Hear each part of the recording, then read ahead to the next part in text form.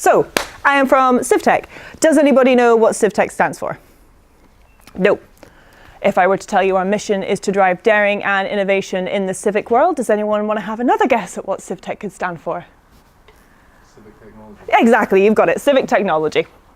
So we want to see how we can get the government delivering better digital public services and how we can create economic opportunities in Scotland.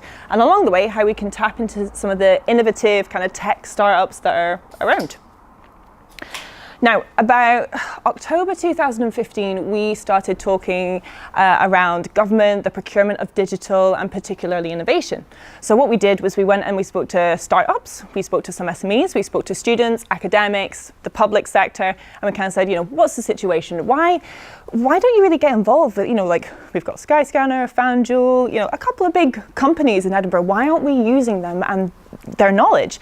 And so we went to the SMEs and they said, have you ever tried bidding for a government contract? Do you know what it's like? You need 5 years of accounts. We're like, okay, we get it, paperwork. You're not a big fan of it. And then we went to the public sector and we said, what's your problem when you're kind of procuring digital? And they said, look, we have to write these really rigid, strict contracts. And sometimes we don't always know what we want because we don't know what's available out there and we don't know what can be created. So we came up with our CivTech Innovation Flow. Now, what we do is we go out to the public sector organisations and we ask them what their challenges are. We don't want them to solutionize. We don't, oh, this department's got this. We don't want that. Just what are your problems? And what we do is we collect them in our little funnel and we put them out to the digital ecosystem in Scotland. So the SMEs, public sector, academia, tech companies, we ask anyone and everyone if they want to apply. Like your granny could apply. All it needs is a good idea. So we take all these applications and we whittle them down to 6. And these 6 per challenge have remote interviews with our challenge sponsors, with our judging panel, so CTOs, business experts, kind of people who can see where the idea can go and how feasible it is. We then take these companies down to 3 per challenge and they go into what's called our exploration phase. Now we give them a little bit of money, so we give them £3,000 and 2 weeks to use this and work on a prototype. These prototypes are then pitched to our judging panel and the challenge sponsors, and one of them is taken through into our accelerator, which I'll come on to in a little bit later. But basically our accelerator is a big space where the challenge sponsors, the citizens and innovation centres can have input into these solutions that are being created, because citizens came back to us and said, how many times does the government come up with a solution, and if they only ask me, the person who's actually going to use it? So again, we're like, fair point, well made, we will stick you in the process as well and see what we can get out of it. Now, what we were thinking afterwards with these products that we have is that, for example, one of the ones we're solving at the moment is how we can improve flood forecasting. Now, we've had endless problems with flooding up in Scotland, but Paris has also had some, Nepal's had some, they're all over the world. What's to say that a solution created in Scotland couldn't be put out to the international market? Now, the way that we do the innovation flow is through something called pre-commercial procurement. It's just a different form of procurement that's traditionally used. And as you can see, it does kind of mimic our flow. No coincidence there. Now, it's not correct numbers at the moment, but they will be updated. Like I said, you get the £3,000 for the exploration phase, £17,000 for the accelerator. And then what we say to our challenge sponsors who are putting up this money is that they should have around £85,000 left. So after the accelerator is finished, if they want to continue the product or if they want to invest in it more, then they can, and they have the option to. So like I said, the accelerator is a big space full of lots of resources and lots of going on. And through that, we get some really good cross-pollination of ideas. We're based up at Codebase as well, so you can have someone kind of walking to the left and talking about a problem, and someone overhears it and go, oh, really, because I solved that problem 5 days ago, come over to my office and we'll discuss it. So we've got lots, like a lovely little community going on, people helping each other out. What we also provide are workshops, because we understand that some of the people who are coming into the CivTech Accelerator, they haven't had a business before, they're not necessarily techie, and they just need a little bit of help from the way. So we're not going to ask people to create these businesses and then just go, off you go, accelerator's finished, bye. We want to make sure they have the skills to continue these products and run a business properly. We're also giving them access to public and private sector organisations, because people are quite interested in what we're working on and they want to come and see. So through that, they're getting access to key decision makers, CEOs, CTOs, who potentially be customers for either their product or interested in doing some work with the companies that are late to date. We've also got our fireside chats, so kind of like the tech meetups. They're pretty cool. We managed to get Gareth Williams from Skyscanner on the day he sold Skyscanner the last time, which is pretty nice. We're all sitting there going, he's not going to turn up. He's just sold his company for 1.5 billion, and he rocks up in his jeans and his hoodie like, hi guys, I'm here. Like, oh, thank goodness you turned up. So that was a pretty cool night. Not like it's the top of anything, but it was a pretty cool night. And we also get the citizens in, as I mentioned before. We want their user groups. We want their input. They're the people that could be using this at the end of the day. So the accelerator culminates in something called Demo Day. This is what it says on the tin. It's a demonstration day where all the products and services that have been worked on in the accelerator are demonstrated to public and private sector audiences. Now, this could result in ongoing contracts, interest in business. Like, it's a really good demonstration and networking opportunity for the teams are there. And the first one that we had, we got Mr. Wheelhouse to attend as well, so a nice little ministerial visit there. Now, our pilot challenges, as you can see here, we had our challenge sponsors, SEPA, NHS, NSS, Transport Scotland, our wildcard challenge that was the Scottish Government, and a digital participation challenge that was also from the Scottish Government. Now, as I said before, SMEs and startups didn't really want to get involved with the government because they found it like a little bit too bureaucratic. So we changed the application system, and there was a bit of a difference in the applications that we got, as you can see, over 80 of them, and 89% were from smaller micro businesses, which was quite positive. We had sole traders, relocators, startups, and SMEs. Someone dropped out if you need to start a company with us. So if that's not a leap of faith, I don't know what is. Now, this is the first challenge solver team. This is from Rivertrack, and this is solving the flood forecasting solution. So what he did is he 3D printed these sensors here, and uses radio frequencies to transmit the signal from the river to someone's house. So that is placed on a bridge or at a point near the river, and it will track the water level. And then as it rises, as you can see on the screen, it'll track it and it'll send you a little warning to be like, just so you know, your river's rising a bit. Just so you know, you might want to pack your stuff. Just so you know you're underwater. You get the point. So that's what it's going to do. The second one is around how we can monitor air quality, because I didn't know this before I started CivTech, but it's a pretty big thing and we kind of forget about it because it's not visible. So Gordon from Node on the Edge, he is building something that combines a mesh of giants, software giants, to basically monitor the airflow through the cities and how we can track where it could go and how it could influence like traffic, even like landlords renting out properties, schools, hospitals, things like that. We have our NHS, NSS data visualization tool. This was done by a company called Wallscope.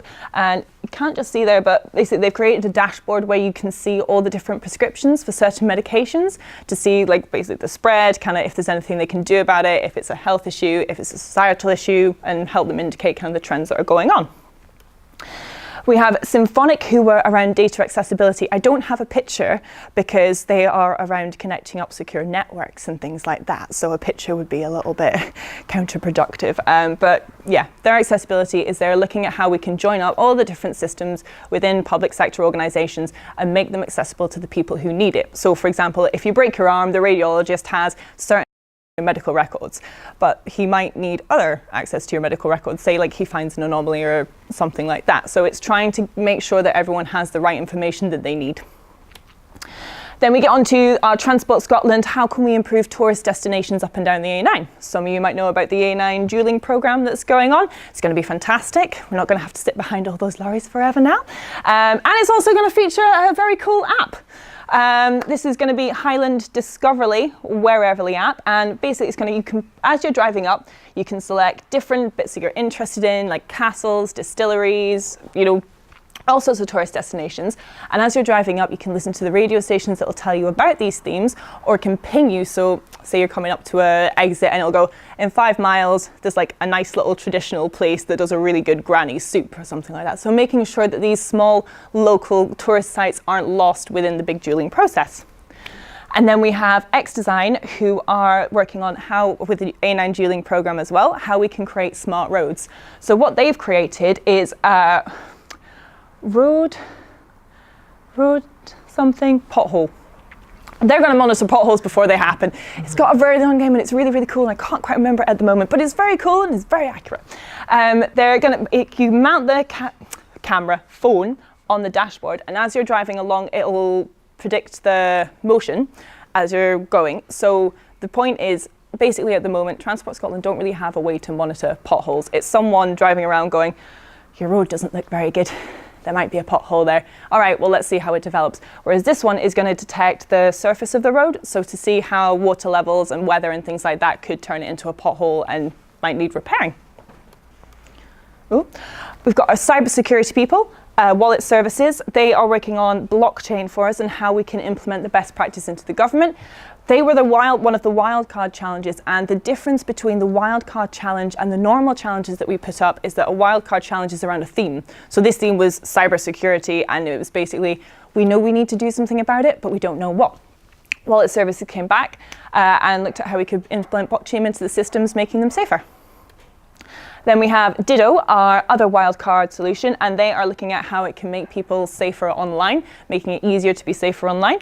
And they have all their little features that you can control, really easy to use. Children, older generations, people who aren't technically tech savvy, making it better for them to be safe.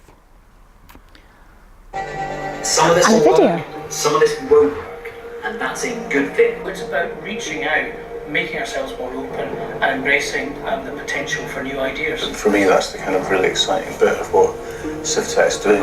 The first 15 or 20 of them were nothing here nor there. And then one came up, but I just went, wow. I think the prime element is to make a public body like SEPA more accessible to smaller organisations, individuals and partnerships, people that don't normally get involved. We've got a mixture of sole traders, new businesses, albeit with experienced people, and established businesses. So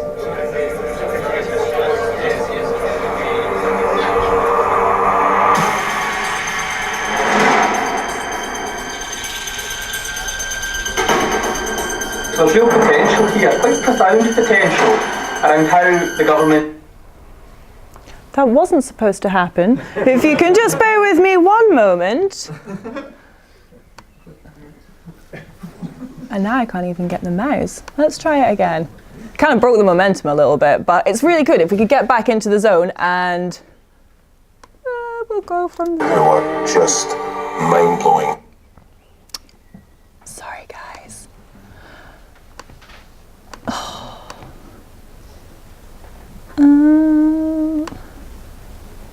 In a room full of tech people, does anyone know how to get the sidebar to disappear? And I can put this up? No. Silence. No, well that's fine, we'll just... Okay, you are just mind-blowing. It places the citizen at the heart, I think, has helped shape our product, made it a better product. I'm a, long-in-the-tooth salesperson, and I know to get access to the kind of people that we had access to, it could have taken me 5-10 years to actually phone and perhaps not have achieved that contact. Getting to hear from Gareth Williams on the day he sold Castle Silence, I wasn't expecting him to walk through the door in September. There are journalists out there who would have chewed their arms off to be in that room that evening.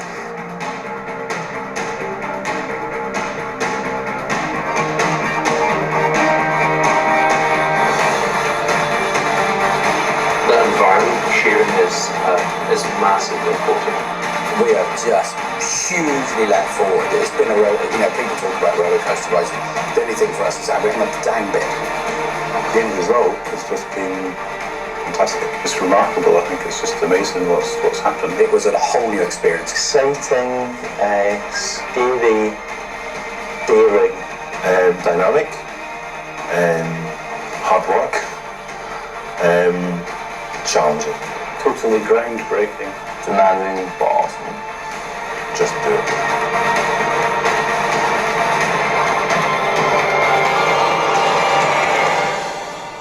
You have no idea how hard my heart was going, hoping that it didn't cut out again, because I quite like the ending of that, and it just lose momentum if it did.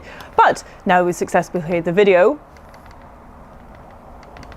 and displayed the last slide. Are there any questions? That's my email. That is our wiki if you want to find out more information. Thank you very much. and another clap. Oh, thanks guys.